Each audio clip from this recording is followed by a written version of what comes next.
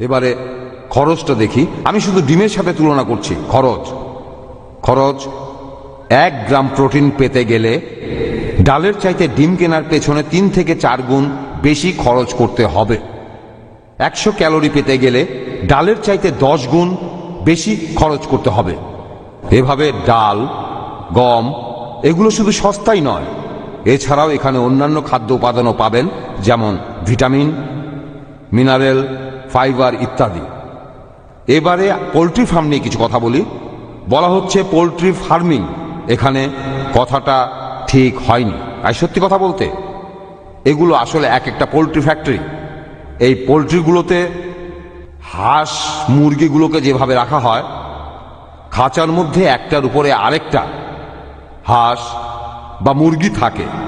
এই খাঁচাগুলো আকারে খুবই ছোট, এমনকি পোলট্রির লোকজনও বলে এটা আমাদের ফ্যাক্টরি, আর এগুলো আমাদের মার্চেন্ডাইজ মালপত্র, এগুলো আমাদের প্রোডাক্ট।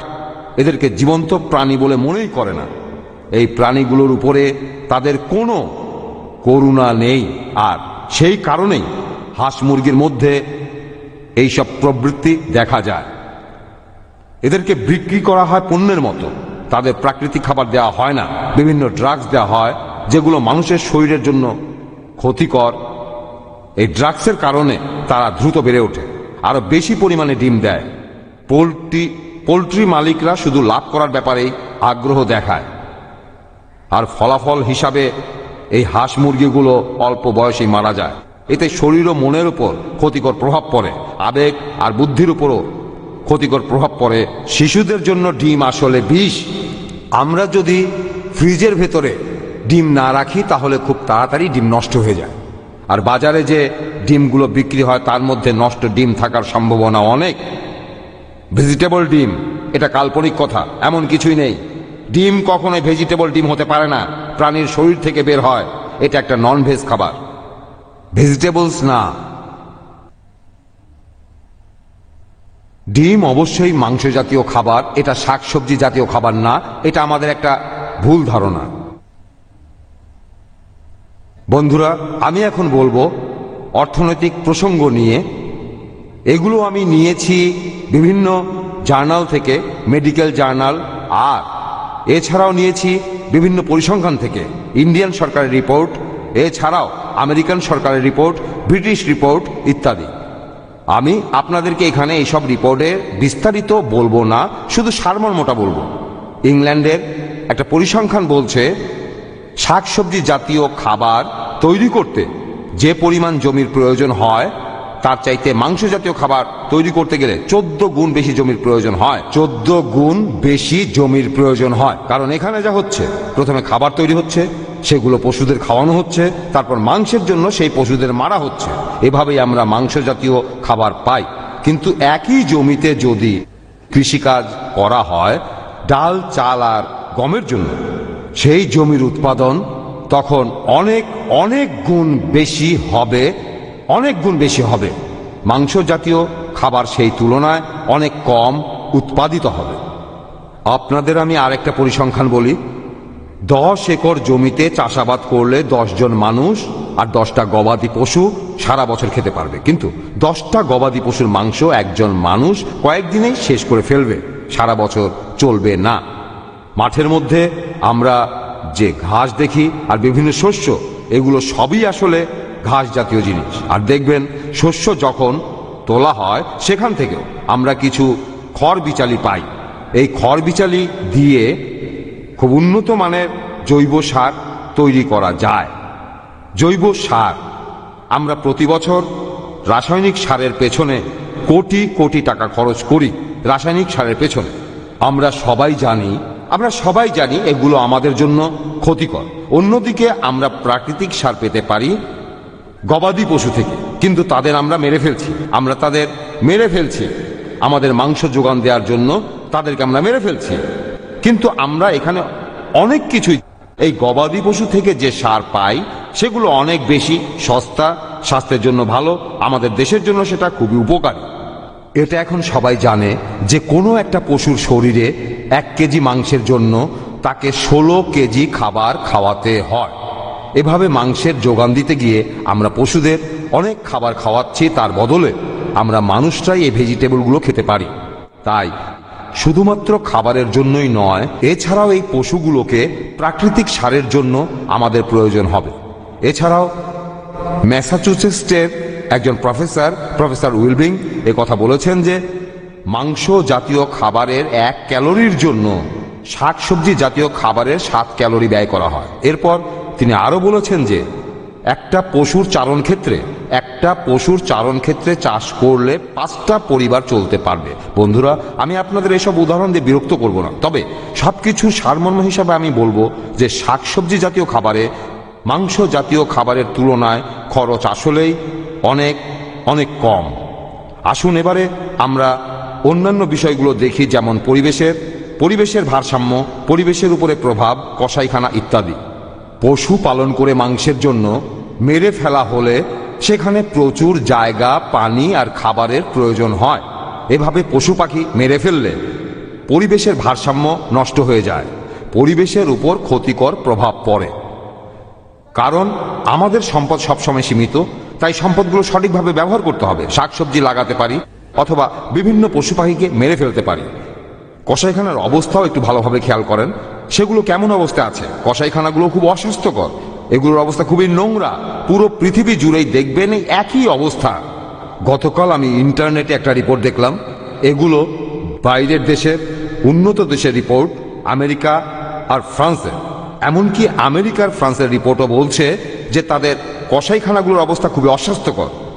আমার কাছে এখানে আমেরিকান সরকারের প্রকাশ করা এমন একটা রিপোর্ট আছে, কসাইখানা আর কসাইখানার মাংস আমেরিকান পরিবারগুলোর জন্য এখন জীবন মরণের ব্যাপার। এই সব পশুগুলোকে জবাই করা হয় খুবই অস্বাস্থ্যকর আর নোংরা পরিবেশে। মাংস এক জায়গা থেকে আরেক জায়গায় নেওয়া হয়, আর তখন এই মাংস মানুষের খাওয়ার উপযুক্ত থাকে না। আপনারা অনেকে হয়তো ভাবেন যে ইম্পোর্ট করা প্যাকেট, খুব সুন্দরভাবে প্যাকেট করা অথবা টিনের কৌটায় মাংস, এগুলো জীবাণুমুক্ত। আপনারা ভুল ভাবছেন, এই মাংস আসছে ওই কসাইখানাগুলো থেকেই। আমি এখানে যেসব কথা বললাম, মেডিকেল সায়েন্সও একই কথা বলে। শুধু তাই নয়, মাংস ঠিক রাখার জন্য কেমিক্যাল মেশানো হয়, বিভিন্ন কেমিক্যাল, এতে করে সেই মাংস আর পচে না। ইন্ডিয়া সহ পুরো পৃথিবীতে মানুষ এখন পরিবেশ সচেতন হয়েছে, আর অনেকে ভেজিটেরিয়ান হয়ে গেছে। পরিবেশ বান্ধব এই শাকসবজি সব জায়গায় পাবেন। এখন দেখবেন পুরো পৃথিবী জুড়েই মানুষ এখন আগ্রহী হচ্ছে পরিবেশ বান্ধব এই শাকসবজির ব্যাপারে, কারণ এই খাবারগুলো খুবই উপকারী আর স্বাস্থ্যকর। যেসব দেশে গাছপালা জন্মানোর পরিবেশ নেই, সেখানে এখন গ্রিন হাউসে বা গ্লাস হাউসের ভেতরে শাকসবজির চাষ করছে। যোগাযোগ ব্যবস্থা উন্নত হয়ে যাওয়ার কারণে ব্যাপারটা এখন আরো সহজ হয়ে গেছে। সত্যি বলতে ইন্ডিয়ার মতো উন্নয়নশীল দেশে সরকার আর এনজিওগুলোর আরো বেশি গুরুত্ব দেওয়া উচিত চাষাবাদ আর শাকসবজি জাতীয় খাবার রপ্তানি করার উপরে। এতে আমাদের অনেক অর্থনৈতিক সমস্যার সমাধান হবে। এবারে পরিবেশ দূষণ। কসাইখানাগুলো নোংরা থাকার কারণে যে পরিবেশ দূষণ হয় সেটা ভয়াবহ। এই পশু পাখির মলমূত্র, এমনকি আধুনিক কসাইখানাগুলোতেও একেবারে খোলা অবস্থায় থাকে, একেবারে উড়ন্ত। পশু পাখির হাড়গোড়, তাদের রক্তের প্রবাহ, এসব মিলে পরিবেশকে দূষিত করে। পরিবেশের ভারসাম্য। মানুষের জন্য পশু পাখি দরকার, তবে সেটা নিয়ে বাড়াবাড়ি করলে চলবে না। একে অন্যের উপর নির্ভরশীল। গরু, ভেড়া, মাছ, ব্যাঙ ইত্যাদি মৃত না থেকে জীবিত থাকলেই আমাদের জন্য বেশি উপকারী। তাহলে কেন মেরে ফেলবো বন্ধুদের আর উপকারীদের? তাদেরকে মারবো শুধু মাংস খাওয়ার জন্যে? পশু পাখিদের প্রতি এতটা অকৃতজ্ঞ হওয়া উচিত না। এরা ক্ষুদ্র জীব, আমরা এদেরকে বলি পশু আর পাখি। এবারে আপনারা অন্য আরেকটা দৃষ্টিকোণ থেকে দেখেন, সেটা প্রাকৃতিক সার। আমি আগেই বলেছি যে পশু পাখির মূত্র থেকে যে প্রাকৃতিক সার হয় সেটা কৃত্রিম সারের চেয়ে অনেক বেশি উপকারী। কৃত্রিম সার ব্যবহার করলে পরিবেশের ক্ষতি হয়। আমি অর্থনৈতিক দৃষ্টিকোণ থেকেও বলছি, এই রাসায়নিক উপাদানগুলো আমদানি করা হচ্ছে কৃত্রিম সার বানানোর জন্য। এভাবে দেশের টাকা বাইরে চলে যাচ্ছে। বন্ধুরা, আমি এভাবে ঐতিহাসিক আর ভৌগোলিক দৃষ্টিকোণ থেকে বলবো, আমি আগেও কিছুটা বলেছি, পৃথিবীতে অনেক মরুভূমি আছে, মাইলের পর মাইল মরুভূমি, সেখানে কোনো গাছপালা জন্মাতে পারে না। সেখানে খাবারের একমাত্র উৎস পশু পাখির মাংস। ভৌগোলিকভাবে এস্কিমোদের কথা বলেছি, তাদেরও মাংস ছাড়া কোনো উপায় নেই। তবে আমাদের হাতে বিকল্প উপায় আছে, যেটা স্বাস্থ্যকর, যেটা অনেক সস্তা আর পরিবেশ বান্ধব। আমরা এই খাবারগুলোই খাবো।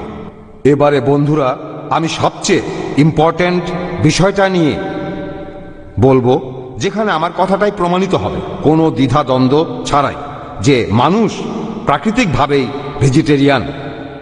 আমি আপনাদের 16টা পয়েন্ট বলবো তুলনা করে আমাদের শরীর কিভাবে গঠিত। আর আপনারাও সবাই জানেন, বিজ্ঞান আমাদের জানিয়েছে বিভিন্ন পশুর দাঁত কেমন হয়, দাঁতের প্রকৃতি। আমি প্রথমে তৃণভোজীদের কথা বলি। তৃণভোজী প্রাণী, তাদের দাঁতগুলো চোয়ালের সাথে লাগানো, ছোট, ভোঁতা আর কাছাকাছি থাকে। আর মাংসাশীদের ক্ষেত্রে দাঁতগুলো ধারালো, সূচালো, লম্বা আর কোনাকুনি। মানুষের দাঁতের মধ্যে 2টা বা 4টা দাঁত, যেগুলো কিছু মানুষ বলে সেগুলো কুকুরের দাঁতের মতো। এগুলো আসলে মাংস খাওয়ার জন্য না। এই দাঁতগুলো বানর আর শিম্পাঞ্জিদের আছে। তারা এই দাঁতগুলো দিয়ে গাছ থেকে ফল ছিঁড়ে আনে, তারপর সেই ফল খায়। তাদের নখর, তৃণভোজীদের ধারালো নখ থাকে না, তারা শুধুমাত্র ফল ছিঁড়তে পারে। আর মাংসাশীদের ক্ষেত্রে তারা ধারালো নখ দিয়ে শিকারকে ছিন্ন ভিন্ন করে ফেলে। তারপর চিবানোর অভ্যাস। তৃণভোজী প্রাণীদের চোয়াল ওঠানামা করে উপরে আর নিচে, ডানে আর বামে। তারপর তারা সেই খাবারগুলো চিবিয়ে পেটের ভেতরে ফেলে। আর মাংসাশী প্রাণীরা নিচের চোয়ালটা উপরে ওঠায় আর নিচে নামায়। তারপর তারা ভালোভাবে না চিবিয়ে সেটা গিলে ফেলে। এখন বন্ধুরা নিজেরাই তুলনা করে দেখেন। আমি শুধু তৃণভোজী আর মাংসাশীদের কথা বলছি, আপনারা নিজেরাই তুলনা করে দেখবেন যে আমরা এখানে কোন দলের ভেতরে পড়ি। আমাদের সাথে মিল কি তৃণভোজী প্রাণীদের নাকি মাংসাশী প্রাণীদের সাথে? জিহ্বা। তৃণভোজী প্রাণীর জিহ্বা হয় মসৃণ, আর মাংসাশী প্রাণীদের জিহ্বা খুব খসখসে। পানি খাওয়ার অভ্যাস, এটা খুবই ইম্পর্টেন্ট। আমার বন্ধু ডক্টর পরেশ দালাল বলেছিলেন, তিনি বলেছিলেন যে তৃণভোজী প্রাণীগুলো তারা পানি খায়, ঠোঁট দিয়ে চুষে খায়।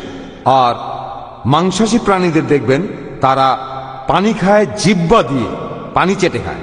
আমরা এমনটা করি না, আমরা সবসময় ঠোঁট দিয়ে পানি খাই। এবারে এদের বৃহদন্ত্রের দৈর্ঘ্যটা দেখি। তৃণভোজী প্রাণীদের বৃহদন্ত্র বড়, শরীরের চাইতে 4 গুণ বড়। মাংসাশী প্রাণীদের ক্ষেত্রে এমনটা নয়। মাংসাশীদের ক্ষেত্রে দেখবেন তাদের বৃহদন্ত্র বেশ ছোট, শরীরের দৈর্ঘ্যের সমান।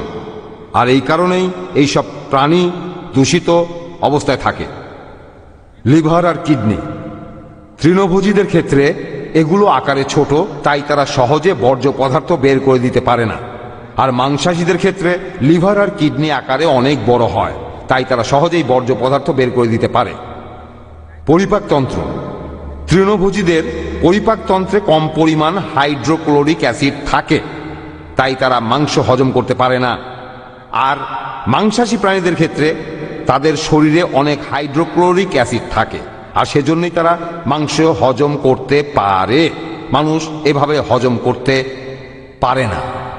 মুখের লালা, তৃণভোজীদের মতো মানুষেরও মুখের লালা ক্লাইন থাকে। এছাড়াও অনেক ভিটামিন থাকে, যেগুলো পাকস্থলীর ভেতরে শর্করা জাতীয় খাবার হজম করতে সাহায্য করে। আর মাংসাশী প্রাণীদের ক্ষেত্রে তাদের মুখের লালা সব সময় অ্যাসিডিক। তারপর ব্লাড পিএইচ, মানুষের আর তৃণভোজীদের ক্ষেত্রে এটা অ্যালকালাইন, মাংসাশীদের ক্ষেত্রে অ্যাসিডিক। তারপর এদের ব্লাড লিপোপ্রোটিন, মানুষের ব্লাড লিপোপ্রোটিন তৃণভোজী প্রাণীদের মতো একই রকম, কিন্তু মাংসাশী প্রাণীদের ব্লাড লিপোপ্রোটিন অন্যরকম। ইন্দ্রিয়, তৃণভোজী প্রাণীদের ইন্দ্রিয়গুলো দুর্বল, বিশেষ করে দৃষ্টিশক্তি খুবই দুর্বল। তৃণভোজী প্রাণীদের ক্ষেত্রে মাংসাশীদের ইন্দ্রিয়গুলো শক্তিশালী। শব্দ, গলার আওয়াজ, দেখবেন তৃণভোজী প্রাণীদের, এমনকি মানুষেরও আওয়াজ ভয়ঙ্কর না। অবশ্য এখন আমরা ভয়ঙ্কর শব্দ করতে পারি, তবে প্রাকৃতিকভাবেই সব তৃণভোজী প্রাণীর গলার আওয়াজ নরম। আর মাংসাশী প্রাণীদের দেখেন সিংহ অথবা বাঘ, তাদের আওয়াজ কর্কশ আর ভয়ঙ্কর। এরপরে দেখেন শিশুদের, বিভিন্ন প্রাণীর শিশুদের দেখেন, আর আপনারা দেখবেন যে তৃণভোজী প্রাণীর বাচ্চাদের তারা যে সময় জন্মগ্রহণ করে সেই সময় থেকেই তারা দেখতে পায়। তবে মাংসাশী প্রাণীর বাচ্চাদের দেখবেন যে তারা অন্তত 1 সপ্তাহ অন্ধ থাকে। এখন আপনারাই বিচার করে দেখেন যে মানুষ কোন দলে পড়ে? মানুষ তৃণভোজীদের দলে পড়ে, তৃণভোজী, নাকি মানুষ মাংসাশীদের দলে পড়ে? কোন দলে? বন্ধুরা, এখন আপনাদের কিছু বিখ্যাত লোকের নাম বলবো যারা ননভেজ পছন্দ করতেন না। পৃথিবীর ইতিহাসের দিকে তাকিয়ে আমরা দেখি যেসব বিখ্যাত বিশেষজ্ঞ, দার্শনিক, বৈজ্ঞানিক যেমন আইনস্টাইন, আর্টিস্ট যেমন লিওনার্দো দা ভিঞ্চি, কবি যেমন মিল্টন, পোপ, শেলি, আর লেখক যেমন জর্জ বার্নার্ড শ, এছাড়াও অনেক ধর্মীয় নেতা ভেজিটেরিয়ান ছিলেন।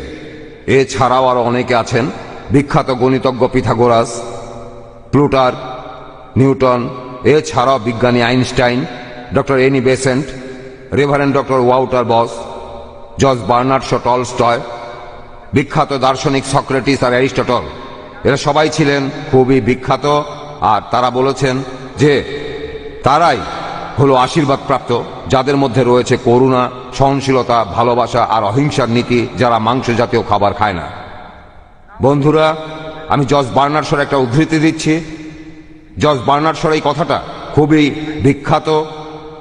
আমরা নিহত প্রাণীদের সমাধির উপরে চলাফেরা করছি। ভালো করে কথাটা শুনেন। আমরা এই পৃথিবীতে নিহত প্রাণীদের সমাধির উপরে চলাফেরা করছি। আমাদের খাওয়ার জন্য তাদের হত্যা করা হয়েছে। মাংসাশী প্রাণীদের মতো মানুষ তাদের মাংস খেয়েছে। এই প্রাণীদের দুঃখ কষ্টের কথা একবারও চিন্তা করি না। ডাক্তার একবার বার্নার্ড শকে বলেছিল, তিনি অসুস্থ ছিলেন। ডাক্তার বলল, আপনাকে এখন মাংসের স্যুপ খেতে হবে। বার্নার্ড শ বললেন, আমি বরং মরে যাব, তবু মাংস জাতীয় কোনো খাবার আমি খাবো না। আর বার্নার্ড শ তারপর সুস্থ হয়েছিলেন। ডাক্তার তখন ভেজিটেরিয়ান হয়ে গেল। একইভাবে মহাত্মা গান্ধী, তার ছেলে খুব অসুস্থ ছিল, তাকেও মাংসের স্যুপ খেতে বলা হলো, তিনি রাজি হননি, ছেলেটা সুস্থ হলো। আমি আপনাদের এই কথাগুলো বলছি কেন? এখানে মিস্টার ত্রিবেদী বললেন, ডাক্তার যেটা খেতে বলবে সেটাই খেতে হবে, সেটাই মানতে হবে, সন্দেহ নেই। তবে আমি আমার লেকচারের শুরুতেই আপনাদের বলেছিলাম সবকিছুই আপেক্ষিক। ডাক্তার যখন কোনো কথা বলেন তখন তিনি শুধু মেডিকেলের দৃষ্টিকোণ থেকেই বলেন। আর বন্ধুরা, আমরা মানুষরাই পৃথিবীতে এসেছি শুধুমাত্র টিকে থাকার জন্য না। টিকে থাকাটা গুরুত্বপূর্ণ, অবশ্যই গুরুত্বপূর্ণ, তবে অন্য প্রাণীদের জীবনের বিনিময় না, অন্য প্রাণীদের কষ্টের বিনিময় না। সবাইকে অনেক ধন্যবাদ। একবিংশ শতাব্দী শুধু ভেজিটেরিয়ানদের জন্য। আচ্ছা, আমার ধারণা আমি আমার কথাগুলো আপনাদের স্পষ্টভাবে বোঝাতে পেরেছি। আমি আপনাদের বলি, এটা আমি জানি যারা মাংস জাতীয় খাবার খায় এটা এসেছে কোনো কালচার, কোনো পরিবার আর বিশ্বাস থেকে, আর এই কারণেই তারা এটা চিন্তাও করে দেখেনি। আর মিস্টার ত্রিবেদী বলেছেন যে আমরা সবাই আজ এখানে এসেছি একটু চিন্তা করে দেখি, একটু ভালো করে চিন্তা করে দেখি, শুধু ধর্মীয় দৃষ্টিকোণ থেকে দেখব না বা সামাজিক দৃষ্টিকোণ থেকে। কারণ আমি এটা দেখেছি, আমি এই কথাটা সবার সামনেই বলতে পারি যে জৈনদের মধ্যে অনেকে যখন কোনো অনুষ্ঠানে যায়, যেহেতু তারা প্রতিবাদ করতে পারে না, তাই মাংস জাতীয় খাবার খায় না। আমি পছন্দ করি না। তবে আপনারা সবাই চিন্তা করেন, ভালো করে চিন্তা করেন, হতে পারেন আপনি ভেজিটেরিয়ান বা নন ভেজিটেরিয়ান। একটু চিন্তা করে দেখেন, সবগুলো দৃষ্টিকোণ থেকেই দেখার চেষ্টা করেন নন ভেজ কি অনুমোদিত নাকি নিষিদ্ধ। শারীরিক দৃষ্টিকোণ থেকে দেখেন, আমাদের জাতীয় দৃষ্টিকোণ থেকে দেখেন, সামাজিক দৃষ্টিকোণ থেকে দেখেন, পরিবেশ আর পরিবেশের ভারসাম্য আর সবার উপরে করুণার দৃষ্টিকোণ থেকে দেখেন। যখন এই প্রকৃতি সব পশু পাখি, সব মানুষ, সব জীবকে সমান বানিয়েছে, তখন খিদে মেটানোর জন্য তাদের হত্যা করার অধিকার আমাদের কারোরই নেই। সবাইকে ধন্যবাদ।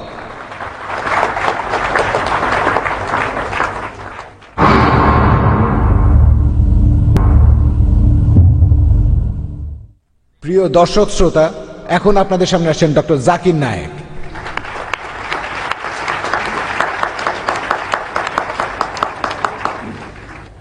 আলহামদুলিল্লাহ ওয়াসসালাতু ওয়াসসালাম আলা রাসূলিল্লাহ ওয়া আলা আলিহি ওয়া সাহবিহি আজমাইন, আম্মা বাদ। আউযু বিল্লাহি মিনাশ শাইতানির রাজিম। বিসমিল্লাহির রহমানির রহিম। ইয়া আইয়ুহাল্লাযিনা আমানু আউফু বিল উকুরি ওয়া হিল্লাত লাকুম বাহিমাতুল আনাম ইল্লা মা ইউতালা আলাইকুম। বিসমিল্লাহির রহমানির রহিম। রব্বিশরাহ লি সাদরি ওয়াইয়াসির লি আমরি ওয়াহলুল উকদাতাম মিন লিসানি ইয়াফকাহু কাওলি।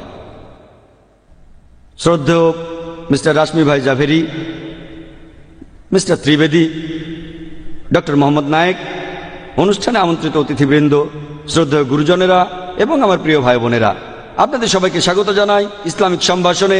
আসসালামু আলাইকুম ওয়া রাহমাতুল্লাহি ওয়া বারাকাতুহু। আল্লাহর দয়া, শান্তি ও রহমত আপনাদের সবার উপরে বর্ষিত হোক। আজকের অনুষ্ঠানের বিষয় হচ্ছে যে নন ভেজিটেরিয়ান খাবার অনুমোদিত নাকি নিষিদ্ধ আমাদের মানুষদের জন্য। বিষয় এটা না যে ভেজ খাবার আর নন ভেজ খাবারের মধ্যে কোনটা স্বাস্থ্যকর বা কোনটা ভালো। যদি প্রমাণ করি যে আপেল এই ফলটা আমের চাইতে ভালো, তার মানে এই নয় যে আম খাওয়া নিষিদ্ধ।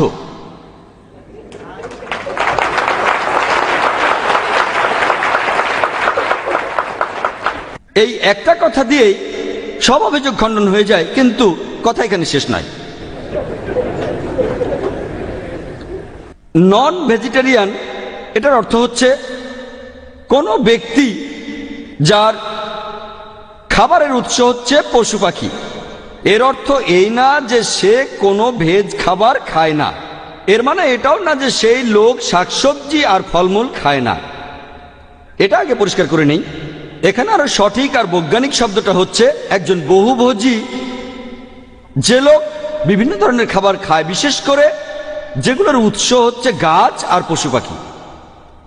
ভেজিটেরিয়ান শব্দটা মিস্টার রাশমি ভাই জাভেরি ঠিকই বলেছেন, এই শব্দটা ভেজিটেবলস থেকে আসেনি, এসেছে ভেজিটাস থেকে, যার অর্থ একেবারে তাজা, একেবারে জীবন্ত। উনি ব্যাখ্যা করে বলেননি, এ ব্যাপারে পরে বলবো। আর উনি এটা বলেননি যে ভেজিটেরিয়ানদের মধ্যেও শ্রেণীবিভাগ আছে। ফ্রুটোরিয়ান, যারা শুধু ফলমূল খেয়ে থাকে। তারপরে আছে ভেজান, যারা কোনো প্রাণীজাত খাবার খায় না। এরপর ল্যাক্টো ভেজিটেরিয়ান, আমার ধারণা মিস্টার রাশমি ভাই জাভেরিও তাই, তারা দুধ খায়। এরপরে আছে ওভো ভেজিটেরিয়ান, যারা ডিম খায়। তারপরে ল্যাক্টো ওভো ভেজিটেরিয়ান, যারা দুধ আর ডিম খায়। এরপর পেস্কো ভেজিটেরিয়ান, যারা মাছ খায়। আছে সেমি ভেজিটেরিয়ান, যারা মুরগি খায়। এই শ্রেণীবিভাগটা করেছে ভেজিটেরিয়ান সোসাইটি আমিনা। এরকম আরো 20টা নাম বলা যায়, কিন্তু হাতে সময় কম। ডক্টর উইলিয়াম টি জার্ভেস একবার একটা কথা বলেছিলেন। ডক্টর উইলিয়াম টি জার্ভেস তিনি হলেন American council of science and হেলথের একজন অ্যাডভাইজার, ACSH। আর এছাড়াও তিনি public health and preventive medicine ডিপার্টমেন্টের প্রফেসর লোমা লিন্ডা ইউনিভার্সিটিতে। এছাড়াও তিনি খাবারের জালিয়াতির বিরুদ্ধে ন্যাশনাল কাউন্সিলের প্রতিষ্ঠাতা ও প্রেসিডেন্ট। এছাড়াও তিনি একটা বই লিখেছেন, the health robbers, a closer look at quackery in America. বেশিরভাগ তথ্য আমেরিকার উপরে। তিনি ভেজিটেরিয়ানদের শ্রেণীবিভাগ করেছেন, তাদের বৈশিষ্ট্যের উপর ভিত্তি করে 2 ভাগে ভাগ করেছেন, প্রাগম্যাটিক ভেজিটেরিয়ান আর আইডিওলজিক্যাল ভেজিটেরিয়ান। প্রাগম্যাটিক ভেজিটেরিয়ান তার শরীরের চাহিদা অনুযায়ী খাদ্য বেছে নেয়। সে খাবার বেছে নেওয়ার সময় যুক্তি দিয়ে বাছে, আবেগ দিয়ে বাছে না। আর আইডিওলজিক্যাল ভেজিটেরিয়ান, তাদের দেখবেন তারা খাবার বেছে নেয় আদর্শের উপর ভিত্তি করে। এখানে ভিত্তিটা হলো তাদের আদর্শ। সে এখানে যুক্তি ব্যবহার করে না, আবেগকে ব্যবহার করে। ডক্টর উইলিয়াম টি জার্ভেস বলেছেন, একজন আইডিওলজিক্যাল ভেজিটেরিয়ানকে দেখবেন যে সে শাকসবজি খাওয়ার উপকারিতাগুলোকে ফুলিয়ে ফাঁপিয়ে বলছে। আর আমার আগের বক্তার লেকচারও আপনারা সেই জিনিসটাই দেখেছেন, শাকসবজি খাওয়ার উপকারিতাগুলোকে ফুলিয়ে ফাঁপিয়ে বলবে। তারা এই কথাগুলো পরীক্ষা করে দেখে না। আরেকটা বিষয় তাদের দৃষ্টি এড়িয়ে যায় যে শুধুমাত্র ভেজিটেবলস খেলে আমরা স্বাস্থ্যগত অনেক হুমকির সম্মুখে পড়তে পারি। তিনি বলেছেন যে আইডিওলজিক্যাল ভেজিটেরিয়ান সে একজন বিজ্ঞানী হওয়ার ভান করে, কিন্তু তার কথাবার্তা বিজ্ঞানীর মতো হয় না, উকিলের মতো হয়। আর আপনারাও দেখেছেন, আমার আগে যিনি আপনাদের সামনে লেকচার দিলেন, ভাবটা বিজ্ঞানীর মতো, কথা উকিলের মতো। তারা তাদের দেয়া তথ্যগুলো বাছাই করে নিয়ে যারা তাদের আদর্শ মানে না তাদের বিরুদ্ধে কথা বলে। এতে এরকম বিতর্কের ক্ষেত্রে কাজ হয়, বিতর্কে জেতা যায়, তবে সেটা বাস্তবসম্মত নয়, বিজ্ঞানসম্মতও নয়। উইলিয়াম টি জার্ভেস বলেছেন, আইডিওলজিক্যাল ভেজিটেরিয়ান তাদের বেশিরভাগ কথাই অনুমানের উপর নির্ভরশীল। এদের চিন্তা ভাবনা পুরোপুরি একপেশে। সত্যি বলতে অনেক বিজ্ঞানী আর ডাক্তাররাও এদের মধ্যে পড়েন। ওনার লেকচারও আপনারা তেমনটাই দেখলেন। মিস্টার রাশমি ভাই জাভেরি বললেন অনেক অসুখের কথা, আমি তার সবগুলো যুক্তি খণ্ডন করতে পারি যদি সময় পাই। তিনি বিজ্ঞানের কথা বলেছেন, কিন্তু বৈজ্ঞানিকভাবে বলেননি। সবগুলো রোগে প্রতিকার করা যায়, তবে প্রতিকারের চাইতে প্রতিরোধ ভালো। এটাই হচ্ছে মেডিসিন ফিলোসফির ভিত্তি। এখন এ ব্যাপারে বিস্তারিত বলার সময় পাবো না, পরে সময় পেলে এ বিষয়ে বলবো। প্রথমে আমি অন্যান্য বিষয় নিয়ে বলি, পরে স্বাস্থ্য সম্পর্কে বলবো। আসুন দেখি কোন কোন কারণে আমাদের খাদ্যাভ্যাস গড়ে তুলি আমরা মানুষরা। হতে পারে ধর্মীয় কারণ, হতে পারে ভৌগোলিক অবস্থান, হতে পারে ব্যক্তিগত পছন্দ, গন্ধ, স্বাদ, রং। কারণটাও হতে পারে মানবিক বা নীতিগত কারণ, হতে পারে শারীরিক গঠন সংক্রান্ত কোনো কারণ, হতে পারে আচরণ সংক্রান্ত কারণ। এই কারণটা হতে পারে পরিবেশের ভারসাম্য সংক্রান্ত কারণ। এটা হতে পারে পুষ্টিগত কারণ, হতে পারে চিকিৎসা ও স্বাস্থ্য সংক্রান্ত কারণ, স্বাস্থ্য ও চিকিৎসা সংক্রান্ত। আসুন প্রথমে আমরা ধর্মীয় কারণগুলো দেখি। মিস্টার ত্রিবেদী বলেছেন যে ধর্ম মানুষের এই সব কাজে নাক গলাবে না। যেখানে প্রশ্নটা হচ্ছে যে আমরা কোনটা খাবো আর কোন খাবারটা খাবো না, এই সিদ্ধান্তটা আসলে নেবেন মেডিকেল ডাক্তাররা। আমি তার সঙ্গে একমত যে বেশিরভাগ ধর্মেই ব্যাপারটা এরকমই। এই ধর্মীয় ব্যবস্থা যেটা সর্বোচ্চ আসনে আছেন ঈশ্বর, তিনি যদি ডাক্তার না হন, আপনার ঈশ্বর যদি ডাক্তার না হয়, তাকে মানার প্রয়োজন নেই। তিনি বললেন ডাক্তারই সিদ্ধান্ত নেবেন। কিন্তু ইসলামে আমরা মানি যে আল্লাহ সুবহানাহু ওয়া তাআলা মহান ঈশ্বর, আমাদের সৃষ্টিকর্তা। আর পুরো বিশ্বজগতের সৃষ্টিকর্তা, তার জ্ঞান অনেক বেশি, পৃথিবীর সমস্ত ডাক্তারের সমষ্টি চাইতেও বেশি।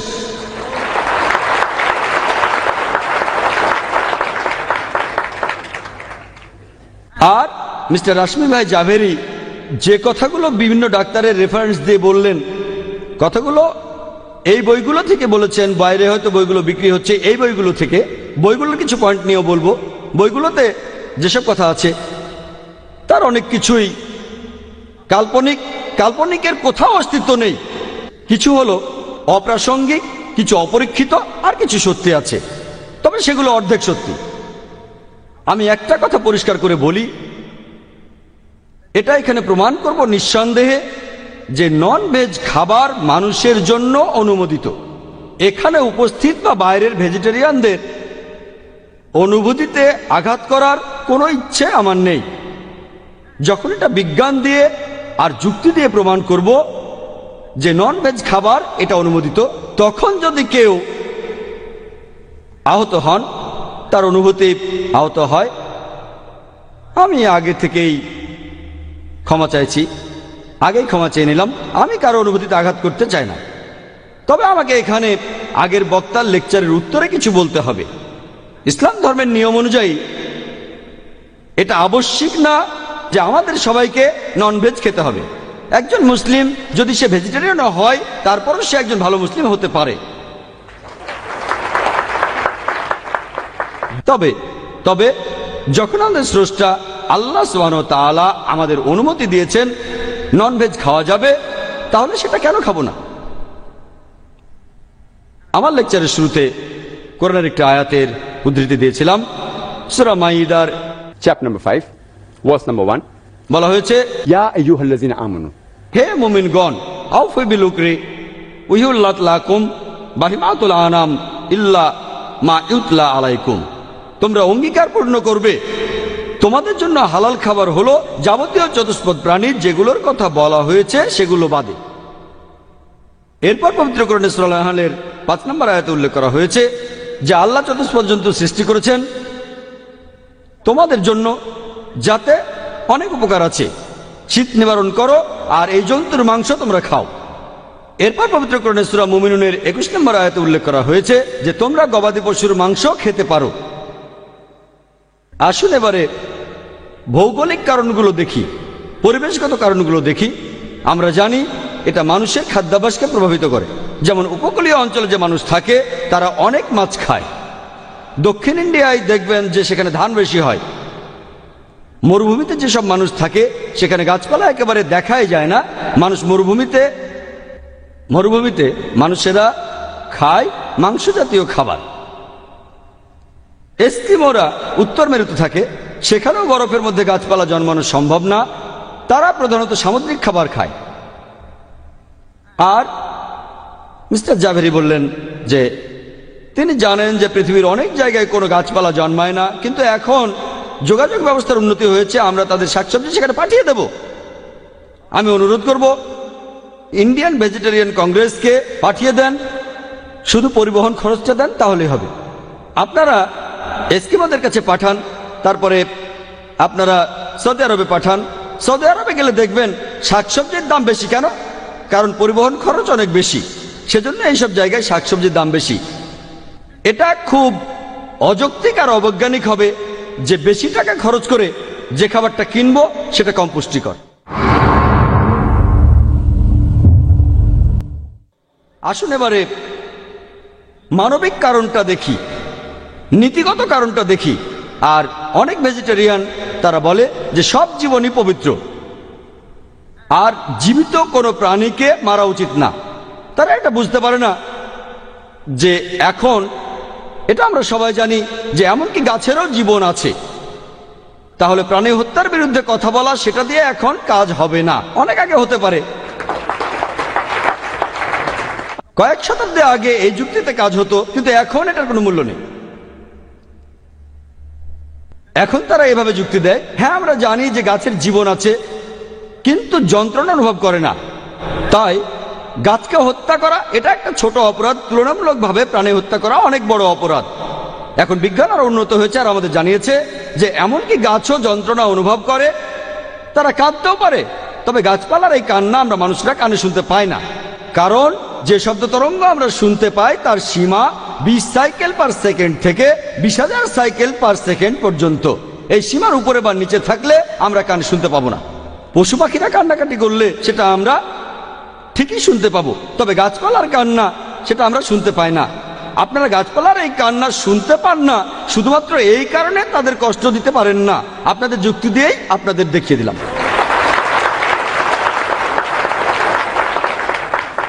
একবার একজন আইডিওলজিক্যাল ভেজিটেরিয়ান আমার কাছে এসে বলেছিল যে ভাই জাকির, আমি জানি যে গাছের জীবন আছে, ব্যথা অনুভব করে, তবে এই গাছপালার দুটো ইন্দ্রিয় কম থাকে, পশুদের ইন্দ্রিয় বেশি থাকে। আচ্ছা, তর্কের খাতিরে এটা মেনে নিলাম। এখন আপনাকে একটা প্রশ্ন করি যে ধরেন আপনার ভাই জন্ম থেকেই বোবা আর কালা, শুনতে পারে না, বলতেও পারে না, দুটো ইন্দ্রিয় কম। তারপর সে বড় হলো, একদিন একজন লোক তাকে মেরে ফেললো। আপনি কি তখন জাজকে গিয়ে বলবেন, ও মি লর্ড, এই হত্যাকারীকে কম শাস্তি দেন কারণ আমার ভাইয়ের দুটো ইন্দ্রিয় কম ছিল? সত্যি বলতে আপনি তো বলবেন, উসনে তো মাসুমকে মারা হয়, সে একজন নিষ্পাপকে মেরেছে, তাকে অনেক বড় শাস্তি দেন। আপনারা যদি ভালো করে দেখেন যে ইসলাম ধর্মে জীবজগতের কথা বলা হয়েছে, আর তারা দুই প্রকার, প্রধানত প্রকারভেদটা দুই প্রকার। মানুষ জাতি সেটা এক প্রকার, মানুষ বাদে অন্যান্য জীব সেটা আরেক প্রকার। মানুষ জাতির কাউকে হত্যা করার কথা যদি বলা হয়, পবিত্র কোরআনে সূরা মাইদার 32 নম্বর আয়াতে উল্লেখ করা হয়েছে, যদি কোনো মানুষ, কোন লোক অন্য মানুষকে হত্যা করে, আর যদি সেটা নরহত্যা বা কোনো ধ্বংসাত্মক কাজের জন্য না হয়, তাহলে সে যেন পুরো মানুষ জাতিকেই হত্যা করলো। আর যদি কেউ অন্য মানুষের জীবন বাঁচায়, তাহলে সে যেন পুরো মানুষ জাতিকেই বাঁচালো। যদি কেউ অন্য মানুষকে হত্যা করে, হোক মুসলিম বা অমুসলিম, যদি সেটা নরহত্যা বা ধ্বংসাত্মক কাজের অপরাধে না হয়, কোরআন বলছে সে পুরো মানুষ জাতিকেই হত্যা করলো। যদি কোনো মানুষকে বাঁচান, তাহলে আপনি পুরো মানুষ জাতিকে বাঁচালেন। মানুষ বাদে অন্যান্য জীবজন্তুর কথা যদি বলতে হয়, মানুষ বিনা কারণে তাদের কোনো ক্ষতি করবে না, বিনা কারণে তাদের হত্যা করবে না, খেলার ছলে, মজা করে বা টার্গেট প্র্যাকটিসের জন্য। তবে সেটা যদি হয় নিরাপত্তার জন্য, জীবন বাঁচানোর জন্য, তাহলে বাধা দিতে পারেন, এমনকি মেরেও ফেলতে পারেন। অথবা যদি আপনি হালাল খাবার খেতে চান, তবে নিছক আনন্দের জন্য পশু পাখি হত্যা করা উচিত না। যদি এটা মেনেও নেই যে গাছপালা তারা নিচু জাতের জীব, মানুষের তুলনায় নিচু পর্যায়ের জীব। যদি আপনি একটা প্রাণীর জীবন কেড়ে নেন, গড়ে হিসেব করলে সেটা প্রায় 100 জন মানুষ খেতে পারবে। এই মানুষকে শাকসবজি খাওয়াতে চাইলে 100-এরও বেশি গাছপালা মারতে হবে। তাহলে কোনটা ভালো হবে? মাত্র একটা প্রাণীকে হত্যা করা ভালো হবে, নাকি 100টা গাছপালাকে হত্যা করা? এখানে কোনটা বড় পাপ? 100 জন বিকলাঙ্গ মানুষকে হত্যা করাটা কি বড় অপরাধ, নাকি একজন সুস্থ মানুষকে মারা? কোনটা বড় অপরাধ? আপনারা নিজেরাই ভেবে দেখেন। একটা ভেজিটেরিয়ান সোসাইটি আছে যেটার নাম হলো world foundation on reference for all life. Mister Jhaveri বেশিরভাগ উদ্ধৃতি দিয়েছেন এই বই থেকে। এটা ছাড়া এই বইগুলো থেকেও বেশিরভাগই, প্রায় সবগুলোই। এই ফাউন্ডেশনটার নাম হচ্ছে world foundation on reference for all life. ব্র্যাকেটে লিখে দিতে পারতো শুধু গাছপালার জীবন বাদে। এখানে বলা হয়েছে সব সৃষ্টি আসলে একটা পরিবার, সবার জীবনই পবিত্র। এদের আদর্শটা কোন ধরনের আদর্শ? পরিবারের একটা সদস্যকে হত্যা করার অনুমতি দিচ্ছেন, কিন্তু অন্য সদস্যদের হত্যা করার অনুমতি দিচ্ছেন না। এটা অযৌক্তিক, অবৈজ্ঞানিক। আমেরিকাতে ভেজিটেরিয়ান সোসাইটি আছে যারা ছেলে মেয়েদের কসাইখানায় নিয়ে যায়, তাদেরকে জবাই করার দৃশ্য দেখানো হয়, তারপর তাদের ভেজিটেরিয়ান বানানো হয়।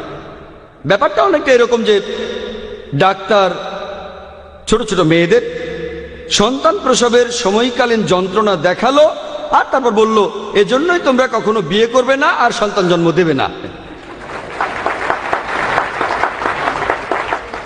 এভাবে কাউকে প্রভাবিত করাটা একেবারে অনৈতিক, আনএথিক্যাল, অনৈতিক। আমরা আমাদের সন্তানদের শেখাবো যে খাবারের জন্য আমরা যখন গাছপালা বড় করছি তখন পশু পাখিও পালন করতে পারবো না। কেন? সব জীবনই পবিত্র।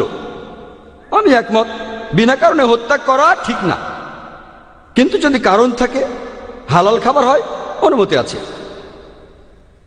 আসুন এবারে আমরা শারীরিক আর ব্যবহার সংক্রান্ত বিষয়গুলো দেখি।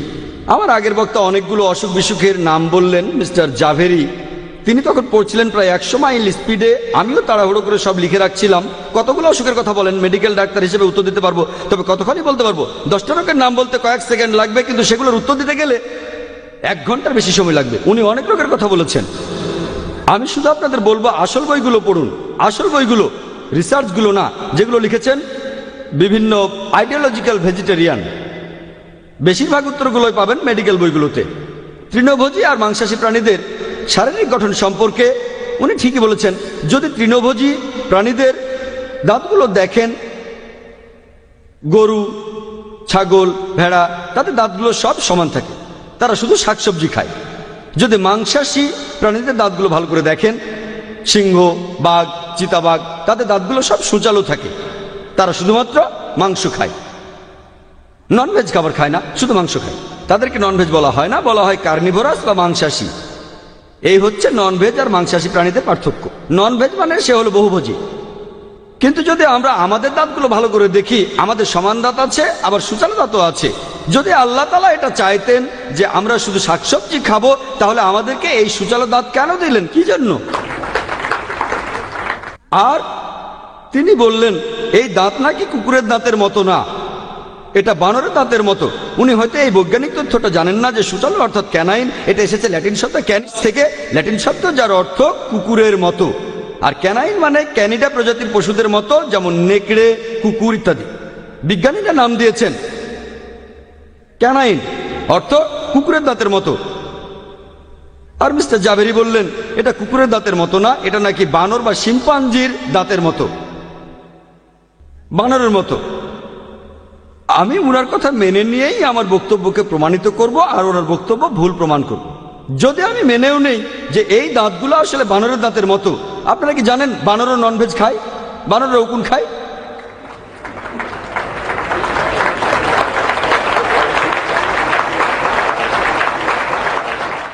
আর বানর প্রজাতির মধ্যে অনেকগুলো প্রাণী আছে যারা একেবারে কাঁচা মাংস খায়। বানর প্রজাতির অনেক প্রাণী আছে যারা কাঁচা মাংস খায়। এরা হচ্ছে বহুভোজী। কে বলে তারা মাংসাশী? তারা বহুভোজী, তারা ভেজিটেরিয়ান না। এদের মধ্যে অনেকে আবার নিজেদের মাংস খেয়ে ফেলে, নিজ গোত্রের কেউ মারা গেলে তার মাংস খায়।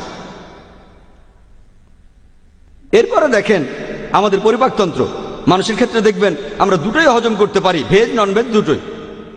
যদি আল্লাহ চাইতেন যে আমরা শুধু ভেজ খাবারই খাবো, তাহলে এমন পরিপাকতন্ত্র কেন দিলেন যেটা দুটোই হজম করতে পারে, ভেজ নন ভেজ দুটোই? মিস্টার জাভেরি বললেন যে আমরা কাঁচা মাংস খেতে পারি না। আচ্ছা, মেনে নিলাম বেশিরভাগ মানুষ কাঁচা মাংস খেতে পারে না। একইভাবে বেশিরভাগ মানুষই শাকসবজি কাঁচা খেতে পারে না। সব শাকসবজি কাঁচা, যেমন কাঁচা ময়দা, চাল, এগুলো খেতে পারবেন? কাঁচা ডাল, কাঁচা শাক খেতে পারবেন? এগুলো হজম হবে না। তখন আপনারা বলবেন না না, এগুলো রান্না করতে হবে। আমি একজন ডাক্তার হিসেবে জানি যে কাঁচা ময়দা বা কাঁচা চাল বা কাঁচা শাক যদি খান আপনাদের সমস্যা হবে, এগুলো হজম হবে না, তাই রান্না করে খেতে হবে। মাংসের ক্ষেত্রে একই কথা। আমরা ননভেজ যারা, এগুলো রান্না করে খাই যাতে হজম করতে পারি। কিন্তু তারপরেও কিছু মানুষ আছে যারা কাঁচা মাংস খেতে পারে। মিস্টার জাভেরি তখন বললেন এস্কিমোদের কথা।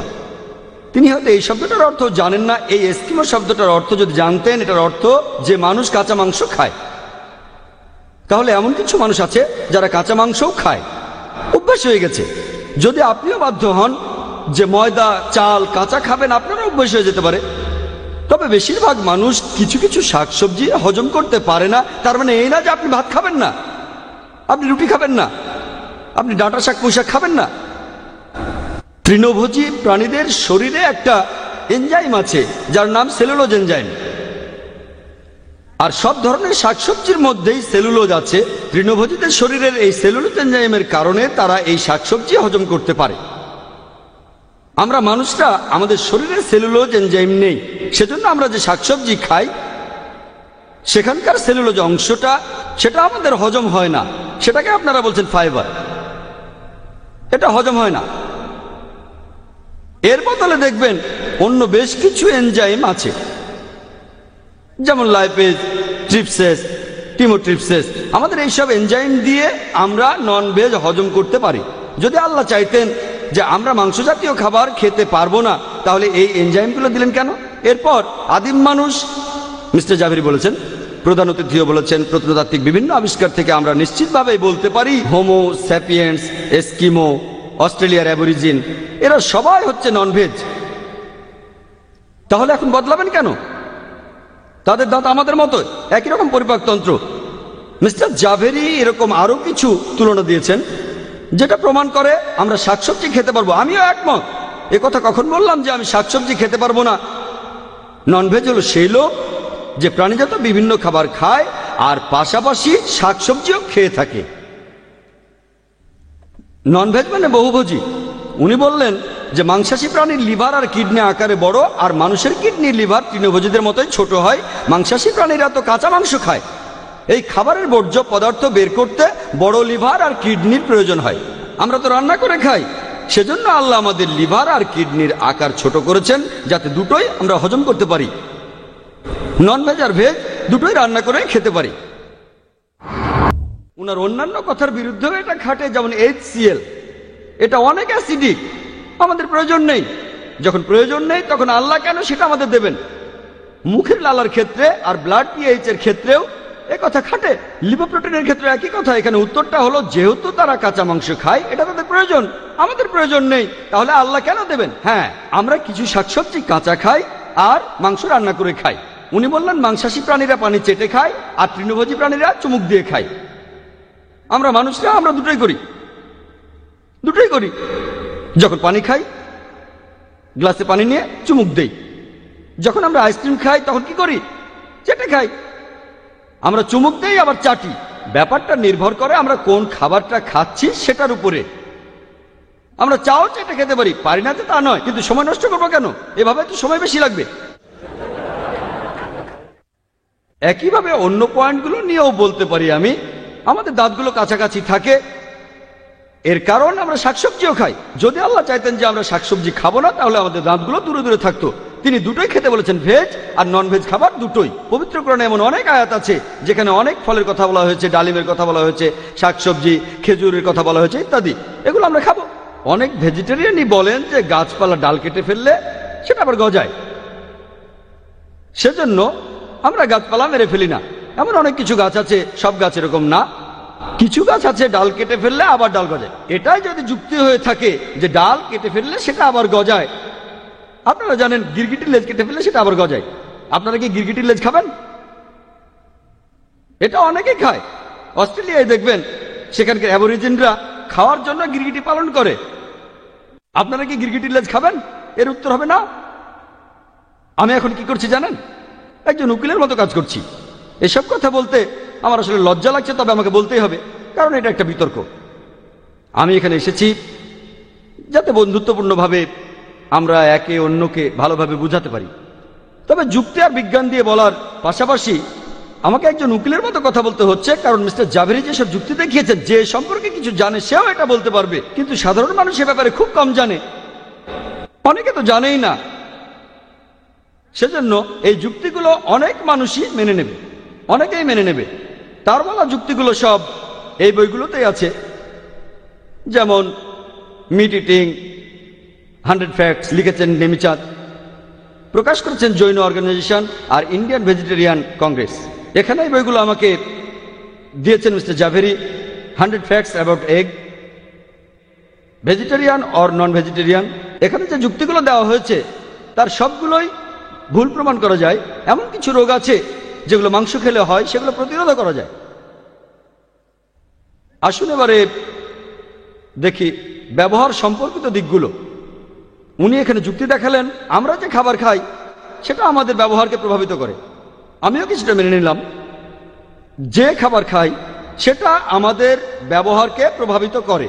আর সেজন্যই মুসলিমরা আমরা তৃণভোজী প্রাণীদের মাংস খাই, যেমন ছাগল, ভেড়া, যারা খুব শান্ত আর শান্তিকামী। আমরাও শান্ত আর শান্তিকামী। আমরা মাংসাশী প্রাণীদের মাংস খাই না, যেমন বাঘ, সিংহ, কুকুর, শূকর ইত্যাদি। আর নবীজি পরিষ্কার করে বলেছেন এইসব প্রাণীর মাংস হারাম। আমরা খুব শান্তিকামী মানুষ, সেজন্য সেসব পশুর মাংস খাই যারা শান্তিকামী। এবারে পাল্টা যুক্তি দিয়ে বলি, আপনারা শাকসবজি খান আর শাকসবজির মতো ব্যবহার করেন, অর্থাৎ ইন্দ্রিয়গুলোকে দমন করে রাখেন, নিচু জাতের প্রাণী। বৈজ্ঞানিকভাবে কথাটা ভুল। আমি এখন উকিলের মতো কথা বলছি, এভাবে বলতে আমারও বেশ লজ্জা লাগছে একজন ডাক্তার হিসেবে। এটা সত্যি না যে শাকসবজি খেলে শাকসবজির মতো ব্যবহার করবেন, তবে আমি এখানে ওনার মতো করে যুক্তি দেখাচ্ছি। আপনারা শাকসবজি খান, শাকসবজির মতো ব্যবহার করেন, দুর্বল, চুপচাপ, নড়াচড়া করতে পারেন না। আমি দুঃখিত, আমি ক্ষমা চাচ্ছি। আমি আসলে এভাবে কথা বলছি ওনার কথার উত্তরে। কোনো ভেজিটেরিয়ান মনে কষ্ট পেলে আমি ক্ষমা চেয়ে নিচ্ছি। কথাটা বৈজ্ঞানিকভাবে সত্যি না, আমি ওনার কথার উত্তরে শুধু এভাবে বললাম। এরপরে উনি অনেক বিখ্যাত মানুষদের নাম বললেন, যেমন মহাত্মা গান্ধী। আমি মহাত্মা গান্ধীকে শ্রদ্ধা করি, কারণ তিনি কিছু ভালো কাজ করেছেন ইন্ডিয়ার জন্য, মানুষের জন্য। কিন্তু যদি বলেন যে মহাত্মা গান্ধী তিনি ভেজিটেবলস খেতেন বলে শান্তিকামী ছিলেন, তাহলে আপনারা শান্তিতে নোবেল পুরস্কার বিজয়ীদের তালিকাটা ভালো করে দেখেন, প্রায় সবাই, তাদের বেশিরভাগই হলেন non vegetarian. Menachem Begin non veg, Yasser Arafat non veg, Anwar Sadat non veg, Mother Teresa non veg. Mother Teresa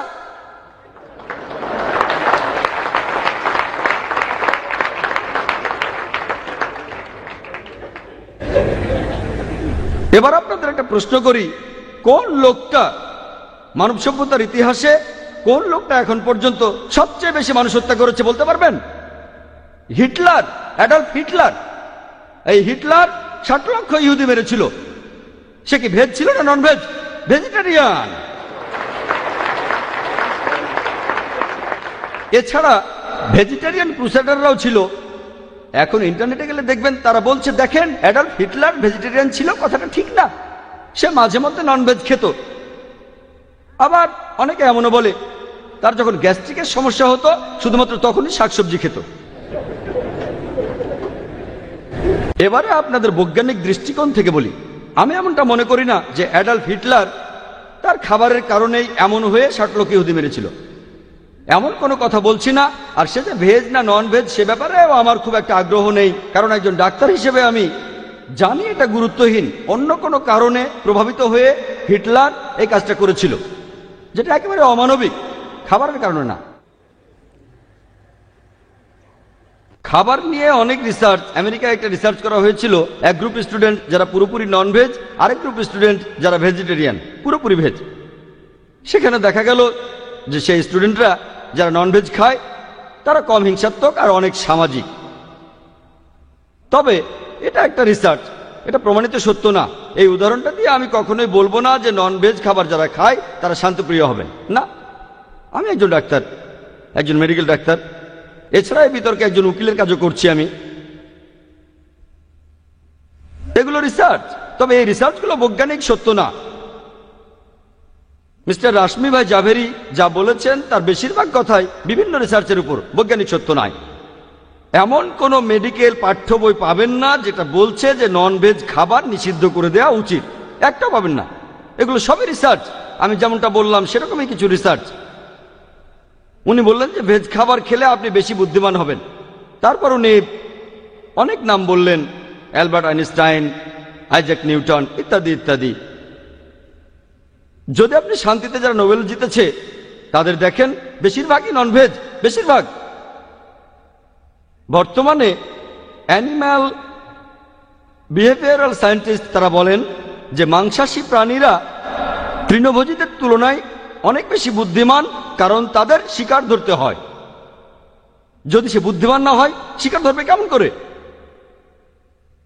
তবে আমি এখানে এমন কথা বলবো না যে ননভেজ খাবার খেলে আপনি অনেক বেশি বুদ্ধিমান হবেন, কারণ এই ব্যাপারগুলোর সাথে মানুষ জাতির কোনো সম্পর্ক নেই। মানুষকে তার খাবার অবশ্যই প্রভাবিত করে, তবে এই যুক্তিটা অপ্রাসঙ্গিক, এখানে এটা অপ্রাসঙ্গিক।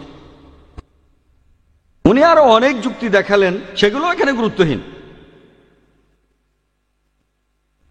অনেকেই এমন কথা বলে থাকেন যে ননভেজ খাবার খেলে শক্তি বাড়বে, কথাটা ভুল। এই কথাটা মেডিকেলের অনেক পাঠ্য বইতেই লেখা আছে যে ননভেজ খাবার স্বাস্থ্যের জন্য ভালো, কিছু রোগও হতে পারে, সেগুলো প্রতিরোধ করা যায়। প্রোটিনের ব্যাপারটা নিয়ে পরে বলছি। উনারা এটার বিরুদ্ধে বলতে গিয়ে তখন উদাহরণ দিচ্ছেন একজন যদুনাথ সিং নায়েকের। আপনারা কেউ এই নামটা শুনেছেন? যদুনাথ সিং নায়েক একবার আর্মিতে, এই বইটাতে আছে vegetarian or non vegetarian choose your self, লিখেছেন গোপীনাথ আগারওয়াল। যদুনাথ নায়েক একজন ভেজিটেরিয়ান হয়েও কুস্তিতে হারিয়েছেন দুজন ননভেজকে। সেজন্য ভেজ খাবার খেলে আপনার শক্তি বাড়বে। এখানে উত্তর দিতেও আমার লজ্জা লাগছে, আসলেই লজ্জা লাগছে। এটা সবাই জানে যে ওয়ার্ল্ড রেসলিং এর টাইটেল হোল্ডাররা, তাদের মধ্যেও কিছু ভেজিটেরিয়ান আছেন, কিন্তু আপনি যদি সবাইকে দেখেন তাদের প্রায় সবাই টাইটেল হোল্ডাররা কুস্তিগির, তারা ননভেজ। বডি বিল্ডিং এর জন্য যাকে পৃথিবীর সবাই চেনে সে কে? Arnold Schwarzenegger. 13 বার সে ওয়ার্ল্ড টাইটেল পেয়েছে, 7 বার মিস্টার অলিম্পিয়া, 5 বার ইউনিভার্স আর 1 বার মিস্টার ওয়ার্ল্ড। সে কি ননভেজ না veg? Non veg. Boxer Muhammad Ali Cassius Clay non veg, Mike Tyson তিনিও ননভেজ। ননভেজ খাবার খেলে আপনার শক্তি বাড়বে, এটা বৈজ্ঞানিক সত্য। আর এ কারণেই আপনারা দেখবেন কোন লোক যখন সুস্থ হতে থাকে ডাক্তার তাকে বলে ননভেজ খাবার খেতে। ননভেজ খেতেই হবে এমন না, তবে খেলে ভালো ইত্যাদি, এসব নিয়ে পরে বলবো। এই বইতে একটা উদাহরণ আছে একজন কুস্তিগিরের, প্রফেসর রামমূর্তি। আমি আগে নামটাও শুনিনি। এই লোকটাকে বিশ্ববিখ্যাত কুস্তিগির। আপনারা কি কেউ এই কুস্তিগিরের নাম শুনেছেন? প্রফেসর রামমূর্তি? কেউ শুনেননি? বিশ্ববিখ্যাত। এই খবর আপনারা কোত্থেকে পান? বিশ্ববিখ্যাত। তারপর আরো লেখা আছে যে পরমজিৎ সিং লন্ডনে একজন ভেজিটেরিয়ান, দিনে 2000 বার স্কিপিং করতে পারেন, সেজন্য ভেজিটেরিয়ান হলে আপনি অ্যাথলেট হতে পারবেন। যদি এই যুক্তিকে আপনারা বৈজ্ঞানিক বলেন আমার লজ্জা লাগবে। বেশিরভাগ অ্যাথলেট, রেকর্ড হোল্ডার, এটা হচ্ছে গিনেস বুক, আপনারাও দেখতে পারেন। বইটা দেখানোর জন্য এনেছি। সব কিছু আছে বডি বিল্ডিং এর উপর, বডি বিল্ডিং, অ্যাথলেটিক্স, 100 মিটার দৌড়, যারা রেকর্ড করেছেন, আপনি যদি যে কোনো পাতা উল্টিয়ে যে কোনো একজনকে বাছেন, তার খাদ্য তালিকা 80 থেকে 90% হবে ননভেজ। তবে এটা পাগলামি হয়ে যাবে যদি আমি বলি যে তারা এসব করতে পেরেছে শুধুমাত্র খাবারের জন্য। এটা পাগলামি হয়ে যাবে। কয়েকজনের ক্ষেত্রে হয়তো খাবারটা কারণ, সবার ক্ষেত্রে না। এরপর উনি বললেন যে মাংসাশী প্রাণীদের ঘ্রাণ আর দৃষ্টিশক্তি খুবই প্রখর, রাতেও তারা দেখতে পায়। মিস্টার রাশমি ভাই জাবেরি এমনটাই বললেন। মাংসাশী প্রাণীদের ঘ্রাণ আর দৃষ্টিশক্তি প্রখর, তৃণভোজীদের এগুলো দুর্বল হয়, মানুষের ক্ষেত্রেও দুর্বল হয়। সেজন্য আমাদের উচিত ভেজ খাবার খাওয়া। কিছু তৃণভোজী প্রাণী আছে যেমন মৌমাছি, যাদের ঘ্রাণ শক্তি খুবই প্রখর, এমনকি তারা রাতের বেলাতেও দেখতে পায়। এই যুক্তিগুলো তো বৈজ্ঞানিক না। এ ধরনের বিতর্কে এমন যুক্তি দিয়ে হয়তো মানুষকে কনভিন্স করতে পারেন, সেজন্য আমি এসেছি। উনি আরো বললেন যে মাংসাশী প্রাণীদের গলার আওয়াজ খুবই কর্কশ হয়। মাংসাশী প্রাণীদের, তৃণভোজী প্রাণীদের গলার আওয়াজ কর্কশ হয় না। আপনাদের একটা সহজ প্রশ্ন করি, কোন প্রাণীটা তার কর্কশ আওয়াজের জন্য বিখ্যাত বা কুখ্যাত? গাধা। ভেজ না নন ভেজ? ভেজ না নন ভেজ? ভেজ। যাই হোক, আমি কিন্তু এটা প্রমাণ করতে চাচ্ছি না যে ভেজ খেলে গলার আওয়াজ কর্কশ হবে অথবা নন ভেজ খেলে গলার আওয়াজ সুরেলা হবে। যদি গায়কদের দেখেন, অনেকেই নন ভেজ খায়, আবার অনেকে ভেজিটেরিয়ান, কিন্তু একজনকে দেখিয়ে বলবেন ও ভেজ খেলে গলার আওয়াজ সুরেলা হবে, এটা একেবারে অযৌক্তিক কথা। এসব কিছুর উত্তর দিতে আমার আসলে লজ্জা লাগছে। এরপর উনি অর্থনৈতিক দৃষ্টিকোণ থেকে বললেন যে অর্থনৈতিক কারণে আমাদের শুধু ভেজ খাবার খাওয়া উচিত, এটা নাকি সস্তা বলেছেন মিস্টার জাভেরি। তারপর উনি অনেক হিসেব দিলেন, এত ক্যালোরি থাকে, এত ক্যালোরি থাকে, এত গ্রাম প্রোটিন থাকে, এসব বইতেও আছে এগুলো। এই তথ্যগুলো ওনারা কোত্থেকে পেয়েছেন একমাত্র আল্লাহ জানেন। তারপর উনি প্রোটিনের কথা বললেন। এই বইতেও লেখা আছে যে 1 কেজি প্রাণীজ আমিষ পাওয়ার জন্য একটা পশুকে এতটা শাকসবজি খাওয়াতে হবে। তাই 1 কেজি প্রাণীজ আমিষের সমান হলো 7 কেজি উদ্ভিজ আমিষ। তাহলে মাংসে 1 কেজি প্রোটিনের জন্য আপনি তখন খরচ করছেন 7 কেজি উদ্ভিজ আমিষ। সেজন্য শাকসবজি অনেক সস্তা। ওনারা কিভাবে হিসেবটা পেলেন আমি মেডিকেল ডাক্তার হয়েও সেটা বুঝতে পারছি না। এত কেজি খাবার না এত কেজি প্রোটিন। আর যদি আমি একমত হয়ে আছে মেনে নিলাম, যখন তর্কের খাতিরে বলছেন 2 + 2 = 5, আমি মেনে নিয়ে আপনাকে বলবো এই নেন 2 টাকা, আরো 2 টাকা, এবার 5 টাকা দেন। এই যে 2000 টাকা, আরো 2000 টাকা, এবার 5000 টাকা দেন। একইভাবে আমি এই হিসেবগুলো সব মেনে নিলাম। তারপর আমি বলি যে এই ভেজদের উচিত আমাদের নন ভেজদের ধন্যবাদ দেয়া। কেন জানেন? কারণ আমরা যদি এই পশুদের না মারতাম, হয়তো সেটা আরো 5-10 বছর বাঁচত, আর সেই সময়ে সেই পশুটা প্রায় 7-8 জন মানুষের প্রয়োজনীয় শাকসবজি সব খেয়ে শেষ করে ফেলত। আমাদের ধন্যবাদ দেবেন, কারণ আমরা এই পশুদের খেয়ে আপনাদের শাকসবজি বাঁচিয়ে দিয়েছি।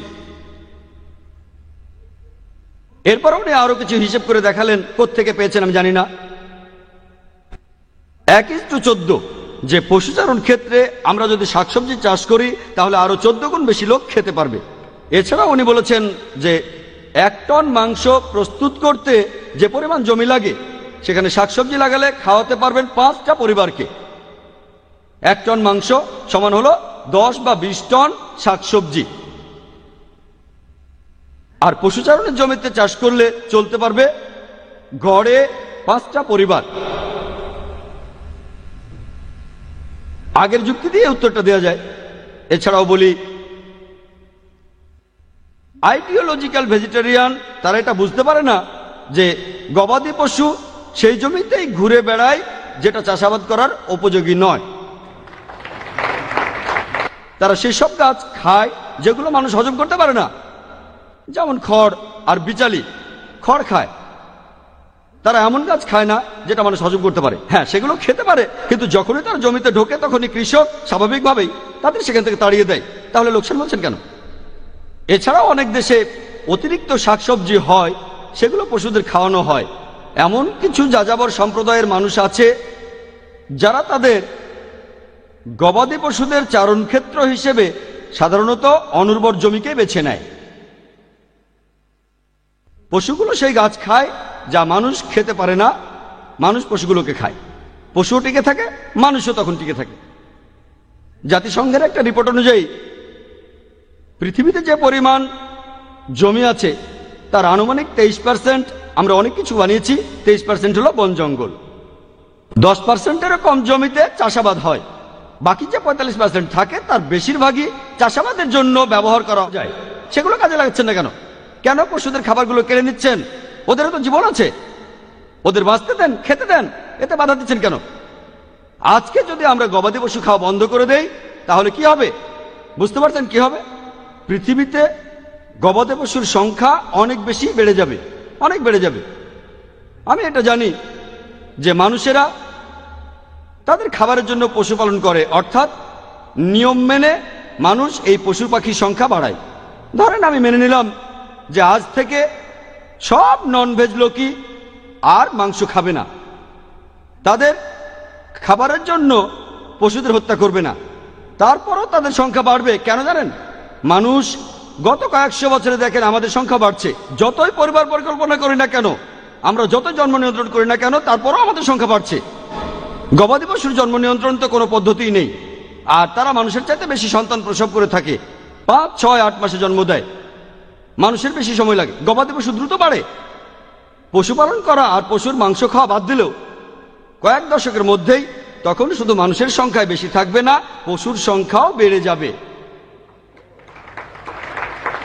এটার সমাধান করবেন কিভাবে? মিস্টার জাবেরি এখানে খাদ্যের উপাদান নিয়ে কথা বললেন। সময় পেলে এ প্রসঙ্গে পরে আমি কথা বলবো। আমি এখন একটা উদ্ধৃতি দেব ডক্টর জর্জ আরকারের। শুধুমাত্র এই কথাটা দিয়েই মিস্টার জাবেরির স্বাস্থ্য বিষয়ক সব কথার উত্তর দেওয়া যায়। ডক্টর জর্জ আরকার, তিনি নিউট্রিশনের উপর একজন প্রফেসর আছেন ইউনিভার্সিটি অফ টেক্সাসে। ওনার পদমর্যাদা কেন বলছি সেটা পরে বুঝতে পারবেন। এই লোকগুলোই খাবারে জালিয়াতিগুলো ধরেন, খাবারের বিভিন্ন জালিয়াতিগুলো এরাই ধরে থাকেন। তিনি বলেছেন খাদ্য আর বিভিন্ন রোগের উপর বই লিখেছেন এমন লেখকদের প্রায় সবাই তারা এমন কিছু কথা লেখেন যেগুলো অপরীক্ষিত, দুর্বলভাবে পরীক্ষিত, অপ্রমাণিত, অস্বাভাবিক বা ভুল প্রমাণিত। কথাটা আবার বলছি, ডক্টর জর্জ আরকার বলেছেন খাদ্য আর বিভিন্ন রোগের উপর বই লিখেছেন এমন লেখকদের প্রায় সবাই তারা এমন কিছু কথা লেখেন যেগুলো দুর্বলভাবে পরীক্ষিত, অপ্রমাণিত, অস্বাভাবিক বা ভুল প্রমাণিত। হাতে সময় কম, আমি আরেকটা উদ্ধৃতি দেব যেটা বলেছে American council on science and health. বিশেষজ্ঞদের কথারই উদ্ধৃতি দেব। এই রিসার্চের মতামতগুলো এগুলো বৈজ্ঞানিক সত্য না। এই রিসার্চের ফলাফল যে অমুক কারণে অমুক রোগ হয় এ কথাটা সত্যি, তবে রোগ প্রতিরোধ করা যায়। এখানে যেসব কথা বলা হয়েছে সেগুলো মাত্র একজন লোকের রিসার্চের ফলাফল। আপনি পিএইচডি করলে আপনি এমন রিসার্চ করবেন, সেগুলোও ছাপা হবে, তবে এখানে গুরুত্ব নেই। American council of science and health বলছে একজন মানুষকে স্বাস্থ্যকর খাবারের জন্য মাংস জাতীয় খাবার বাদ দিয়ে শাকসবজি খাওয়ার প্রয়োজন নেই। আজকের টপিক এটা না যে ভেজ আর ননভেজ কোন খাবারটা স্বাস্থ্যকর। টপিক হচ্ছে ননভেজ মানুষের জন্য অনুমোদিত না নিষিদ্ধ। আমি এবারে মিস্টার জাভেরির কাছে পয়েন্ট দিয়ে কিছু কথা বলছি যাতে তিনি সহজে উত্তর দিতে পারেন। 1 নম্বর পয়েন্ট, পৃথিবীতে এমন একটাও প্রধান ধর্ম পাবেন না যেটা মানুষকে ননভেজ খাবার খেতে পুরোপুরি নিষেধ করেছে। 2 নম্বর পয়েন্ট, ভৌগোলিক অবস্থান। যেমন উত্তর মেরু, এস্কিমোরা এতদিন কিভাবে খাবার জোগাড় করেছে, শাকসবজি পৌঁছাতে পারলেও তার দাম হবে অনেক বেশি। 3 নম্বর পয়েন্ট, যদি সব জীবনই পবিত্র হয় তাহলে আপনার গাছ হত্যা করেন কেন? তাদেরও তো জীবন আছে। 4 নম্বর পয়েন্ট, গাছপালা ব্যথা অনুভব করে। 5 নম্বর পয়েন্ট, যদিও মেনে নিচ্ছি গাছের 2টো ইন্দ্রিয় কম, তবে 2টো ইন্দ্রিয় কম আছে বলে তাকে হত্যা করা যাবে এটা অযৌক্তিক। এরপর 6 নম্বর পয়েন্ট, 100 জন মানুষকে খাওয়াতে গিয়ে একটা পশুর জীবন নেওয়াটাই ভালো, এজন্য 100টা গাছের জীবন কেড়ে নেওয়া সেটা ভালো না। 7 নম্বর পয়েন্ট, ওনার প্রত্যেকটা যুক্তিকেই খণ্ডন করা যায়। প্রসব বেদনা, কিডনি, HCl, মুখের লালা রক্তে পিএইচ এর উপস্থিতি অথবা লিপোপ্রোটিন। 8 নম্বর পয়েন্ট, মানুষের মুখের দাঁতগুলো বহুভোজী প্রাণীদের মতো, আমরা ভেজ নন ভেজ দুটোই খেতে পারি। 9 নম্বর পয়েন্ট, আমাদের পাকস্থলী ভেজ আর নন ভেজ দুটোই হজম করতে পারে, এটা আমি বৈজ্ঞানিকভাবে প্রমাণিত করেছি, এনজাইম সাহায্য করে। 10 নম্বর পয়েন্ট, আদিম মানুষ ছিল নন ভেজ। মানুষের জন্য নিষিদ্ধ এটা বলতে পারেন না, মানুষ বলতে সেই আদিম মানুষকে বোঝায়। 11 নম্বর পয়েন্ট, আমরা যে খাবার খাই সেটা আমাদের প্রভাবিত করে, তবে মাংস খেলে আপনি হিংসাত্মক হয়ে যাবেন এটার পক্ষে কোনো বৈজ্ঞানিক ভিত্তি নেই। 12 নম্বর পয়েন্ট, উনি বললেন ভেজ খেলে আপনি শক্তিশালী হবেন, শান্তিপ্রিয় হবেন, বুদ্ধিমান হবেন, একজন অ্যাথলেট হবেন, এটা আসলে ভুল কথা। 13 নম্বর পয়েন্ট, মাংসাশীদের দৃষ্টি আর ঘ্রাণ এর দুটোই খুবই প্রখর, তৃণভোজীদের এটা কম হয়। মাংসাশী প্রাণীরা কর্কশ গলায় চিৎকার করে, তৃণভোজী প্রাণীরা নরম গলায় চিৎকার করে, এসব কিছুই একেবারে অযৌক্তিক কথা। 14 নম্বর পয়েন্ট, ভেজ খাবার সস্তা, এটা ভুল প্রমাণিত করেছি। অর্থনৈতিক কারণও নেই, কিছু কিছু দেশে এটা সম্ভব, ইন্ডিয়া এখানে সম্ভব, কিন্তু আপনি যদি ইউরোপে যান বা আমেরিকায় ভেজ খাবারের দাম অনেক বেশি সেখানে, আর টাটকা শাকসবজি তো সেখানে পাওয়াই যায় না, টাটকা ভেজিটেবলস। এরপরে 15 নম্বর পয়েন্ট হচ্ছে পশুচারণ ক্ষেত্রগুলোকে আমরা নাকি চাষাবাদের জমি বানাতে পারি, কথাটা ভুল। 16 নম্বর পয়েন্ট, যদি নন ভেজিটেরিয়ানরা গবাদি পশুদের মেরে খাওয়া বন্ধ করে দেয় তাহলে পৃথিবীতে গবাদি পশুর সংখ্যা অনেক অনেক পরিমাণে বেড়ে যাবে, ভরে যাবে।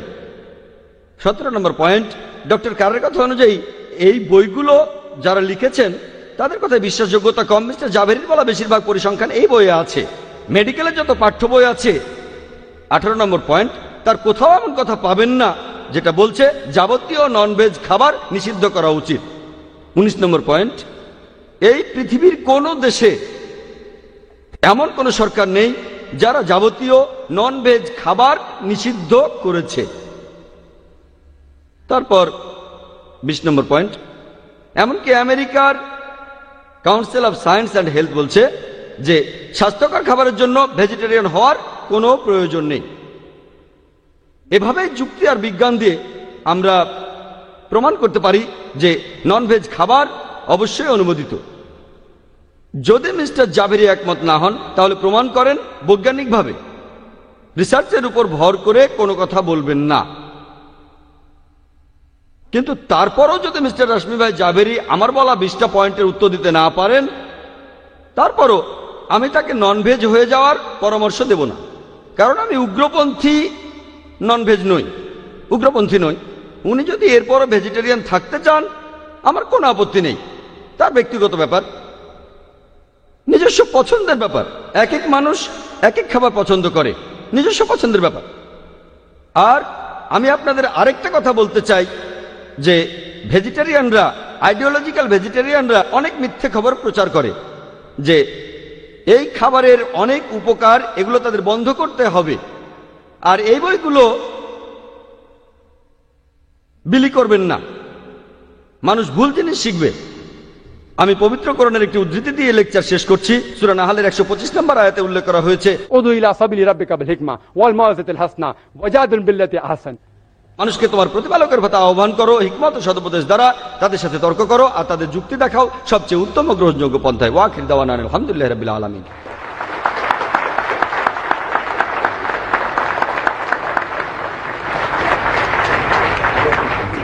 এখন আসছেন মিস্টার রাশমি ভাই জাভেরি। ডক্টর জাকিরের কথার উত্তরে উনি এখন লেকচার দেবেন। Ladies and gentleman, mister Rashmi ভাই জাভেরি।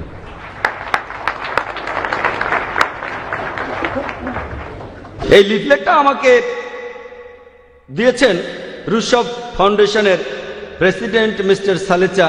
এভাবেই এই বিতর্কের শুরু। তার এই লিফলেটটাতে কোরআনের উদ্ধৃতি আছে। মহাবীর নিজে কখনো কোনো গাছ কাটেননি আর ভেজ খাবারও খাননি। তিনি সবসময় গাছের নিচে বসে থাকতেন আর তিনি গাছের ফল খেতেন, যে ফল গাছ থেকে নিচে পড়ত। তিনি গাছ থেকে ফল ছিঁড়ে কখনো খাননি। তাই এটা আমাকে বুঝিয়ে বলে। এখানে ভেজিটেরিয়ান সোসাইটি অনেক লিফলেট বিলি করেছে। এখানে কোরআনের উদ্ধৃতি আছে সূরা হজ, যে জবাই করা পশুর মাংস বা রক্ত আল্লাহর কাছে পৌঁছায় না, পৌঁছায় আমাদের তাকওয়া। এই বইটাতে আছে 18 নম্বর পয়েন্টে বলা হয়েছে, কিছু আফ্রিকান বিশ্বাস করে যদি কোনো বাচ্চাকে ডিম দেয়া হয় দাঁত ওঠার আগে সে মানসিকভাবে ভারসাম্যহীন হয়ে যেতে পারে। এগুলো কি বৈজ্ঞানিক তথ্য নাকি কুসংস্কার? যদি বলেন যে এগুলো বৈজ্ঞানিক তথ্য, তাহলে সেগুলো কি প্রমাণ করতে পারবেন? আর যদি বলেন এগুলো কুসংস্কার, তাহলে আপনারা কেন মিথ্যা কথা প্রচার করছেন এমন বই দিয়ে, যে 100 ফ্যাক্টস অ্যাবাউট এক্স? প্রথমেই বলি, আমি এই বইটা লিখিনি। এছাড়াও আমি এখানে এই বইগুলো বিলি করিনি। আমি এই বইগুলোর প্রসঙ্গ নিয়ে কোনো কথা বলবো না। নন ভেজিটেবল খাবার এটাই কি মানুষের হৃদরোগ হওয়ার একমাত্র কারণ? আর মিস্টার রাশমি ভাই জাভেরি একথাই বলেছেন। তারপর উনি আরো বলেছেন এমন কোনো ভেজ খাবার নেই যেটাতে কোলেস্টেরল আছে। তবে ভেজ খাবারও থাকে, চীনাবাদামের তেল, কাজু বাদাম, নারকেল, ঘি, মাখন, এগুলো কি একজন সাধারণ লোকও জানে। আর এজন্যই টেলিভিশনে অ্যাড দেখবেন আপনারা, সাফলার তেল দিয়ে রাঁধুন, এতে হৃদরোগ হবে না। ওনাদের কথাটা একেবারে পুরোপুরি মিথ্যা। আমি একজন ডাক্তার হয়ে চ্যালেঞ্জ করছি মিস্টার জাভেরিকে এটা বলার জন্য যে মাখনে চর্বি আছে কিনা। এই বইটা আমি পড়েছি, বইটার নাম হলো meet eating 100 facts. Please sir, আমি আপনাকে উদ্দেশ্য করে কিছুই বলছি না, আমি সন্তুষ্ট না।